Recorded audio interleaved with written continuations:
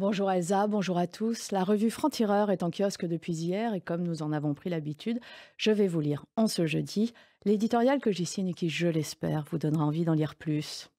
Une claque. Les élections législatives iraniennes du 1er mars dernier ont été l'occasion d'une baffe magistrale d'un peuple épris de liberté au visage de ses oppresseurs. Les médias officiels iraniens annoncent 41% de participation, le taux le plus bas depuis la création du régime islamique en 1979.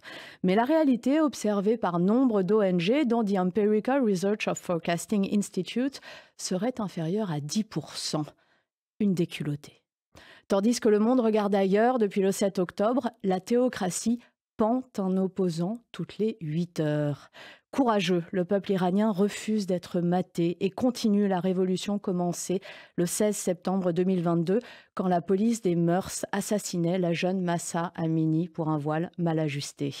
Vendredi dernier, les Iraniens devaient élire leurs 290 députés ainsi que les 88 membres de l'Assemblée des experts, tous religieux, et qui nomment le guide suprême. Vaste fumisterie, où sur les 15 200 candidats approuvés par le Conseil des gardiens de la Constitution, moins de 30 provenaient du camp réformiste. Le pouvoir rêvait d'une participation massive à une élection fantoche, il en a été pour ses frais.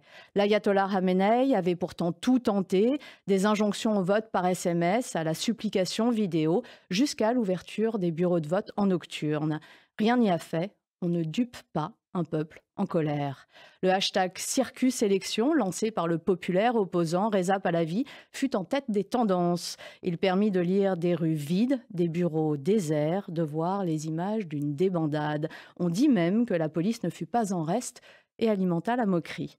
Comment ne pas penser aux mots de Boris Eltsine ? On peut toujours construire un trône avec des baïonnettes, mais il est difficile de rester longtemps assis dessus.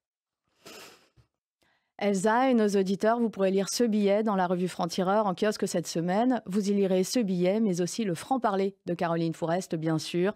Ça s'appelle l'enfer de Gaza et il y est question de la guerre à Gaza, évidemment. Une guerre dont il faut rappeler que c'est le 7 octobre qui l'a initiée. Le 7 octobre et le pogrom perpétré en Israël par l'organisation terroriste Hamas. Mais une guerre qui tue des femmes et des enfants, dont le Hamas se sert comme de boucliers humains. Caroline Fourest questionne notre rôle dans tout ça, non pas celui des États, mais celui des médias, de nous, de Franc-Tireur, de RCJ notamment. Nous toutes, vraiment, c'est notre une cette semaine. C'est un dossier, une enquête sur le féminisme à indignation variable dont il est question. Les viols commis par les hommes du Hamas le 7 octobre ont réveillé les divisions entre féministes. D'un côté, les universalistes qui veulent lutter contre toutes les formes de violence faites aux femmes et d'où qu'elles viennent. De l'autre, les décoloniales, bien plus complaisantes envers les racisés, surtout s'il s'agit de la Palestine. Pauline Benda fait l'état des lieux et c'est parfois assez sale. Dans son Face à l'histoire, Jean Garrigue nous fait un parallèle saisissant entre l'appel à une conférence sur la paix de Jean-Luc Mélenchon. On parle du conflit russo-ukrainien et de la réaction du chef de file insoumis aux propos d'Emmanuel Macron sur l'envoi éventuel de troupes occidentales en Ukraine. Parallèle donc avec les accords de Munich. Gare, nous dit l'historien, gare au chemin du déshonneur. Le portrait qui fâche, c'est celui de Kémy Séba, Black Pantin, l'ancien leader de la tribu K auquel le ministère de l'Intérieur envisage de retirer la nationalité, ne se contente plus d'attiser la haine des Blancs et des Juifs. Il sème désormais la rage contre la France en Afrique. Ce portrait d'un pion de Poutine est signé Yann Barth. Dans le complot de la semaine, Rudi Reichstad nous parle des Rothschild, la famille de banquiers. David Medioni nous parle de CNews dans les pages culture. Christophe Barbier du vote dans son dernier mot. Alain Offray nous raconte Scholz et cette Allemagne devenue ventre mou de la coalition derrière l'Ukraine pour le plus grand bonheur de Poutine.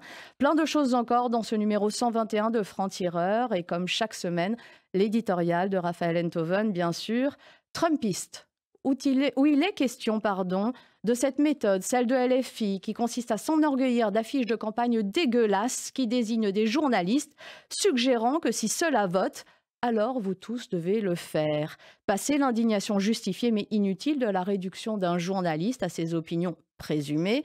Qu'est-ce que ce procédé immonde raconte de la France insoumise et de son gourou, Jean-Luc Mélenchon? C'est ce que nous explique Raphaël Enthoven. La raison est un combat, c'est le nôtre à Franc-Tireur, combattre toutes les formes d'extrémisme aussi. Lisez-nous, rejoignez ce combat et la lutte pour que la nuance survive dans un monde qui n'a de cesse de se radicaliser. Belle journée à tous.